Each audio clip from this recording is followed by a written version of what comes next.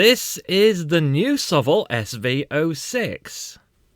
Well, not exactly. Sovol provided me with this unit a couple of months ago for feedback and to have a play around with it, so it's not a full match to the final machine. Those of you with a keen eye for detail will already know that. Now that the real thing is out, I have a sheet that's been provided to me that details the changes between my printer and the production one. We can go through it and I can explain what I thought of this one and what I think of the changes. There's only 2 or 3 things of consequence, really, between the two. So I'm inclined to believe that the assertions that I'm about to make in this review are valid, but, disclaimer, I don't have the final production model, so you know the deal. You're seeing a review for a beta unit, and you're buying a production unit. So be aware of that. The SV06 is undeniably aiming for a very specific market, a market who are looking at a certain printer and thinking, I can't afford this, but I still like the aesthetics of that printer.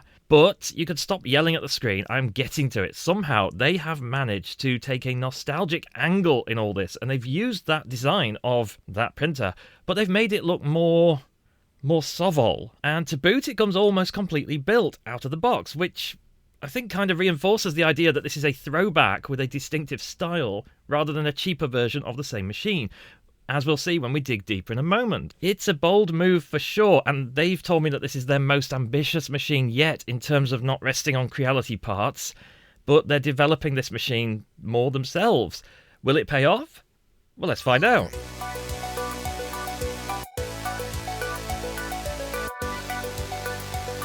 So what does this $299 machine have in terms of features? Well, first off, it's got linear rails throughout.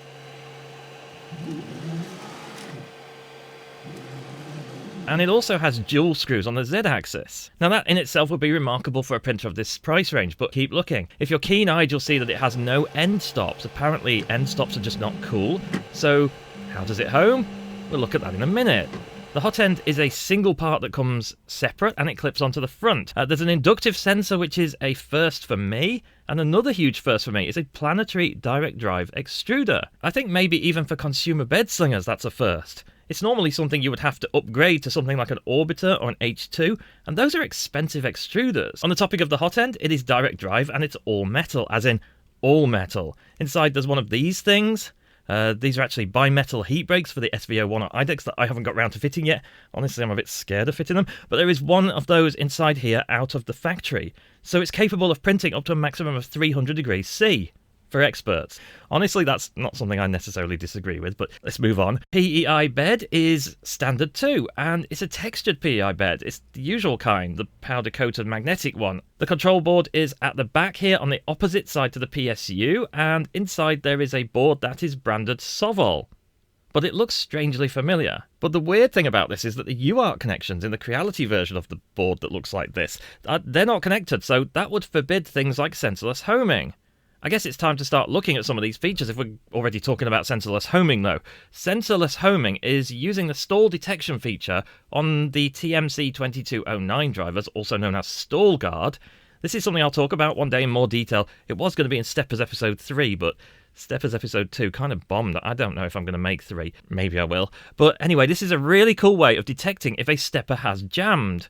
I.e. stalled, which is what happens when the carriage smacks against the, it's kind of designed for it, sort of smacks against it. It's used for X and Y on the printer, and it works really well. But it's not used for Z because, as per Trinamic's recommendations, it's not that accurate for nozzle alignment. What we need here is a proper detector, and we have this inductive probe. Whether the choice of this probe was to look like the i3 is anyone's guess, but it's an interesting choice over a CR Touch. It works equivalently so long as there's enough metal to detect in the bed.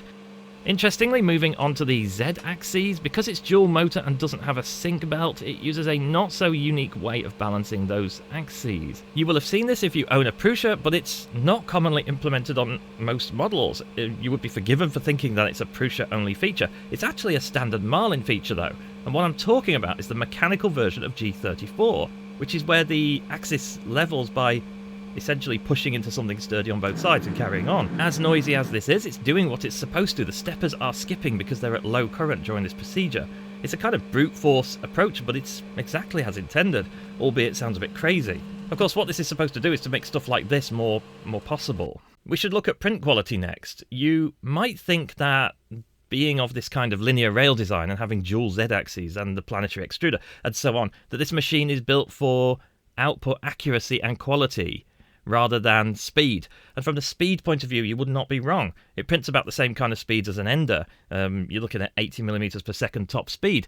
But what of the quality? I'm going to do something. I'm going to controversially put the SV06 up against the SV01 Pro.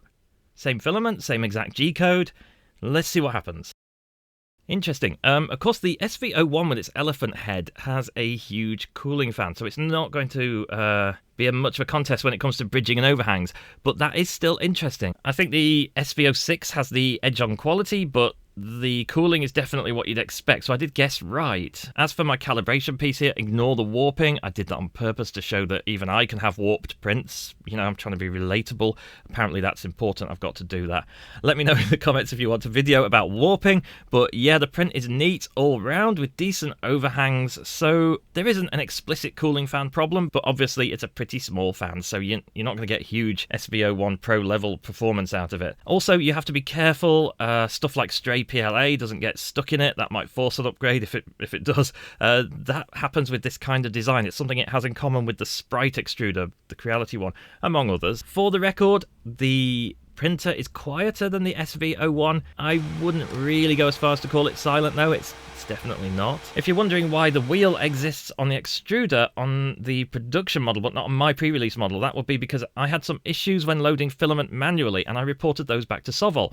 I like to think that caused the addition of the wheel, and I've had some input there, but it means that you can load it a lot easier by hand without having to rely on using the manual filament change or load function. This is especially an issue with flexible filament, but we will talk about that in a moment. I haven't talked about the display yet because it's probably the most boring aspect of the printer. It's just a standard Ender-esque 2-line backlit alphanumeric thingy, and the printer runs standard Marlin, so you've got the standard Marlin menus on that. It kind of seems old-fashioned with models coming out with touchscreens, but functionally it's essentially identical. One of the things I have praised Sovol for in the past is their firmware. I realise that is more a case of praising them for not messing up and removing things, but the same applies on this printer. Most of the standard Marlin options have been left in.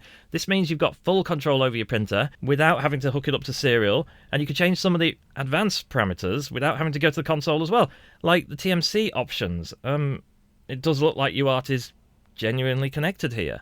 I felt like the mounting of the display is one thing that lets the printer down a bit. If you can see the flex there when you press the buttons, this is merely aesthetic, and honestly for the price, it's more in line with what you'd expect, but the rest of the printer is built to such a high rigidity that it feels like this one part could have been better braced. Back to the firmware though, changing colours midway is a total non-issue as the printer behaves as it should, and runout detection is not a thing on this printer, but power resume on failure is.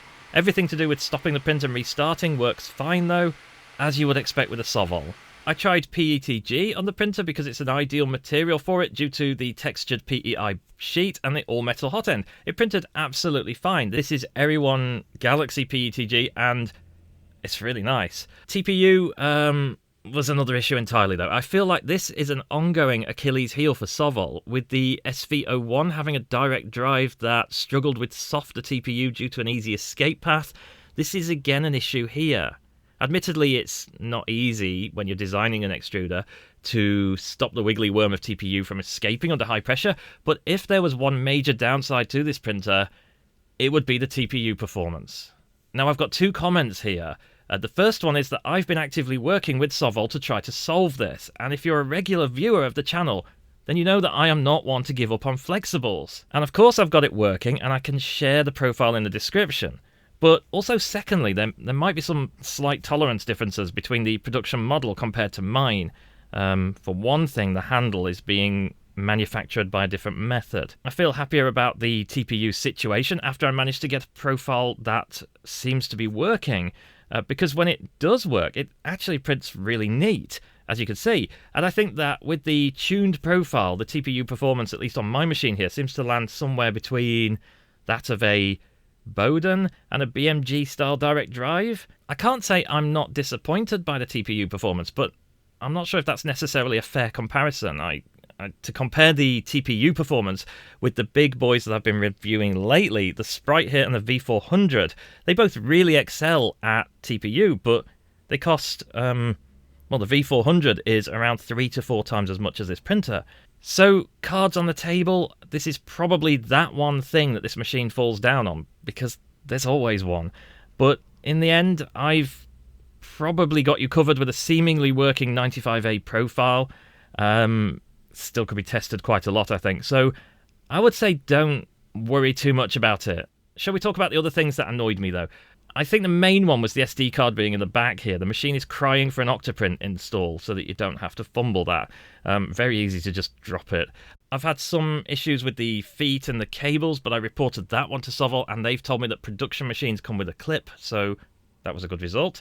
I've also had some bugs with the firmware, mainly to do with the X and Y stops and homing, but I reported those, and there is an updated firmware on the production unit, so I don't know, I think that's about as much as I want to say about the beta unit of the SV06. If you want some closing comments from me, then I think the machine is a solid one in its price bracket. At the time of review, you can probably just about get the printer for $239, I think, and even for the RRP of $299, this is going to be a really tough machine to beat in this price bracket. I've put the features on screen that this printer comes with, and all I could say is good luck finding another printer at this price that has anywhere near this.